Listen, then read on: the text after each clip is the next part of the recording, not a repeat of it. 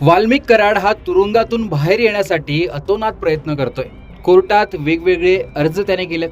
त्यात कधी आरोपातून मुक्तता म्हणजेच दोषमुक्तीचा अर्ज त्याने केलाय, तर कधी तो जामीन मिळावा यासाठी देखील अर्ज करताना दिसतोय। काल गुरुवारी त्याचा सुप्रीम कोर्टातला जामीन अर्जही फेटाळण्यात आला। कोर्टात बऱ्याच गोष्टी घडल्या आणि कराडची गुन्हेगारी पार्श्वभूमी पाहता तो जामीन अर्ज फेटाळण्यात आला। यात कराडवर लावण्यात आलेल्या मकोकावरही चर्चा झाली। मकोका चुकीच्या पद्धतीने लावण्यात आला असा युक्तिवाद कराडच्या वकिलांनी केला, मात्र त्याच मकोकामुळे कराड अधिक अडकला आहे। विशेष म्हणजे वाल्मिक कराडला वर्षभर आता जामीन मागता येणार नाही असंही या सुनावणीनंतर बोललं जात आहे। त्याआधी औरंगाबाद खंडपीठातही वाल्मिक कराडचा जामीन अर्ज फेटाळण्यात आला होता। त्यामुळे वाल्मिक कराडचा तुरुंगातला मुक्काम आता वाढला असून तो पूर्णपणे अडकला असंच दिसून येत आहे। यानंतर दुसऱ्याच दिवशी वाल्मिक कराडचा मोठा मुलगा सुशील वाल्मिक कराड त्याच्या फेसबुकवर एक पोस्ट पडली। शुक्रवारी दुपारी सुशील कराड याच्या फेसबुक अकाउंटवरून लिहिण्यात आलं की आता मात्र सर्वांसमोर सर्व काही बोलणार। सुशील कराडच्या या फेसबुक अकाउंटवरून ही पोस्ट आल्यानंतर चर्चा रंगली आहे। ही पोस्ट खरंच सुशील कराडने केली आहे की या अकाउंटवरून दुसरं कोणी ती पोस्ट केली अशी देखील चर्चा रंगली आहे। आणि जर खरंच सुशील कराडने हे लिहिलं असेल तर मात्र सुशील कराड काय बाहेर काढतो त्याच्यावरून मोठ्या घडामोडी घडू शकतात। याच पोस्टवर अनेकांनी कराड परिवाराच्या समर्थनार्थ कमेंट केल्या असून काहींनी तर थेट धनंजय मुंडेंचं नाव घेत त्यांच्याकडेच बोट दाखवलं आहे। त्यामुळे सुशील कराड नेमकं विरोधकांवर बोलणार की त्यांच्यातीलच काही अंतर्गत गोष्टी बाहेर काढतो ते पाहणंही महत्त्वाचं असणार आहे।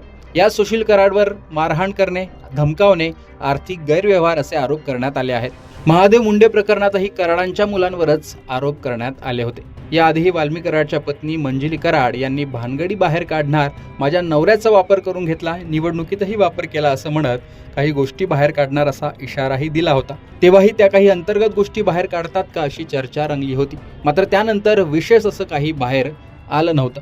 आता मात्र वाल्मिक कराडचा अर्ज थेट सुप्रीम कोर्टानेच फेटाळल्याने कराडची बाहेर येण्याची शक्यता फार कमी झाली आहे। त्यात आता मुलानेच अशी पोस्ट केल्याने मोठं काहीतरी घडतं, मोठा गौप्यस्फोट होतो का असंच दिसतंय। त्यामुळे खरंच हा गौप्यस्फोट होतो की केवळ कुणावर दबाव टाकण्यासाठी ही पोस्ट केली गेली आहे ते पाहणंही महत्त्वाचं असणार आहे।